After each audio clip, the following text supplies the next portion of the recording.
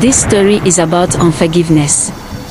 Once upon a time, in a great kingdom, there lived a powerful king in Akwa Ibom State who decided to settle accounts with his servants.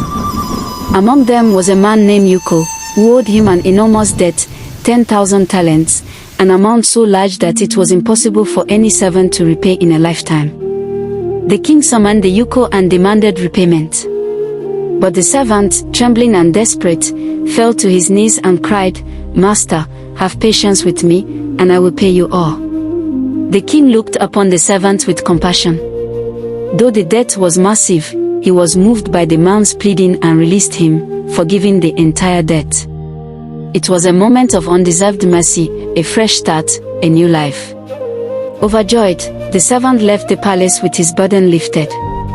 But no sooner had he stepped outside than he met a fellow servant by name Akon, who owed him a much smaller amount, just 100 denarii. The forgiven servant grabbed his colleague by the throat and shouted, "Pay me what you owe." The fellow servant fell to the ground, echoing the same words the first man had spoken earlier, "Have patience with me, and I will pay you." But this time, there was no compassion, no mercy. The forgiven man refused and had his fellow servant thrown into prison until he could pay the debt.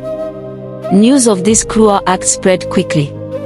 Other servants were deeply disturbed and went to tell the king what had happened.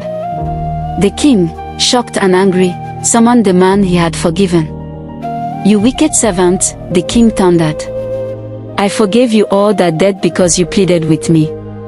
Should you not also have had mercy on your fellow servant, just as I had mercy on you?" The servant had no answer.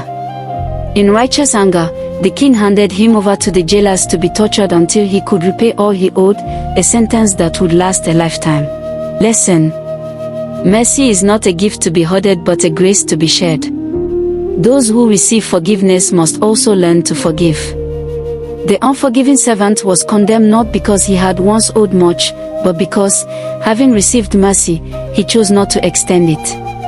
We, too, must reflect the mercy of God in our dealings with others, lest we fall into the same judgment.